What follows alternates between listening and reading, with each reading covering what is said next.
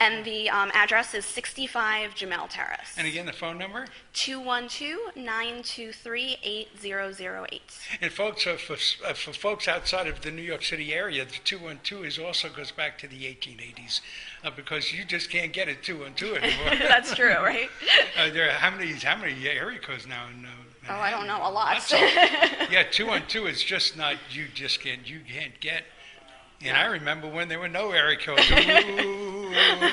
Dewey 96584 was the phone number I grew up with.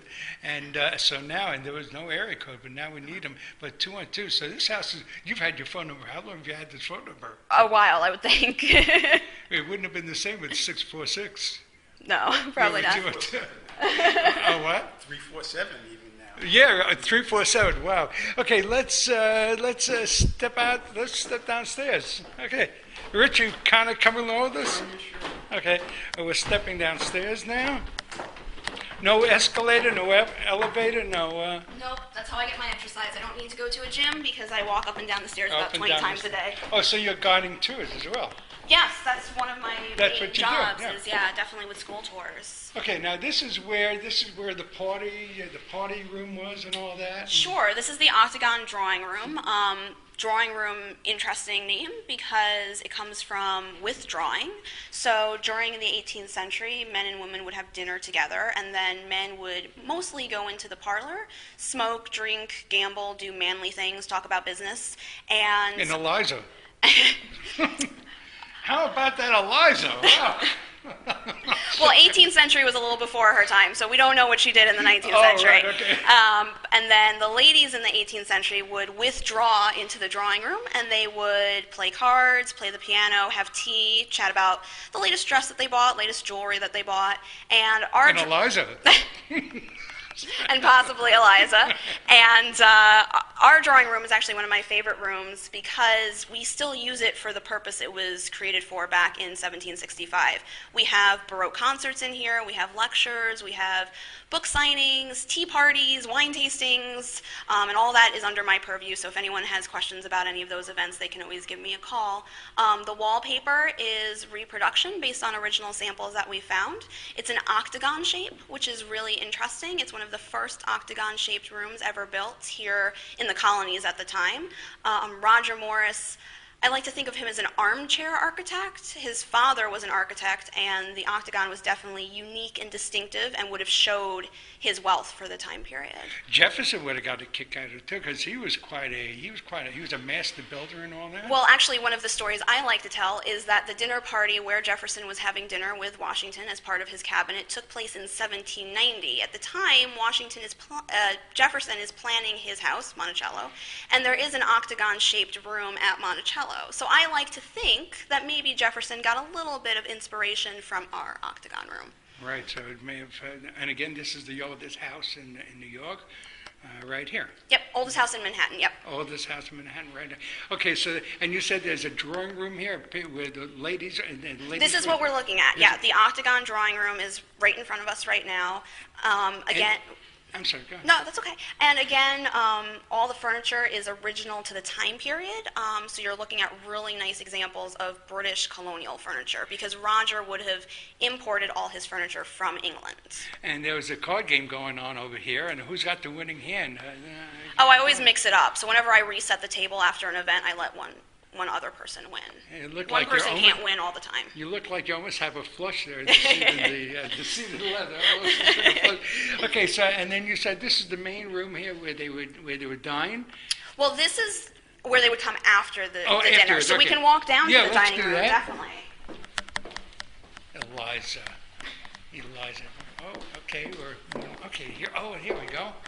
So this is the dining room, and it's set the way we would think that the dessert course would have been when Washington was here with his cabinet. So again, as we mentioned upstairs a little bit, Washington would have been sitting at the table with his vice president at the time, John Adams, Thomas Jefferson, Alexander Hamilton, Henry Knox. Washington's wife was here, Martha. John Adams' wife was here, Abigail. And for the longest time, we actually thought that John Quincy Adams was sitting at the table. But as I like to always say, history can change. change and be a little revised. So we found out about 3 or 4 months ago now that John Quincy was not sitting at the table, but it was another Adams son, Charles Adams, who was sitting at the table instead. Oh, the Adams family. Oh, that's right. Is this where they would have held? Now today, President Obama, he sits in a big cabinet room, and he's got everybody over there. Would this have served the same purpose when they met? Because they seem to all gather here, so perhaps there were meetings going. This is not all what's going on at the local pub. This was also cabinet meetings happening. Well, it was a combination of both, because this wasn't Washington's main residence when he was president. The residence was further downtown, so that's where most of the meetings and official state business would have been taking place. This was actually a tavern at the time that they came here, and so they needed a day out in the country to sort of get away from all the official state business, and this house had such sentimental value to Washington based on the Battle of Harlem Heights that he engaged his cabinet and their families to come up here and have sort of a day outing and to have dinner here. So it was more fun here than official business. Do you think that George Washington could actually shut it down like that and just have fun? Was he a fun kind of guy, do you think? Was he a guy that would just shut it down and say, guys, let's get together and not talk business? Probably not, and I don't think any of those men would have been able to shut down and just have fun, especially John Adams. Yeah. Poor John. How come John Adams? Oh, well, John was very...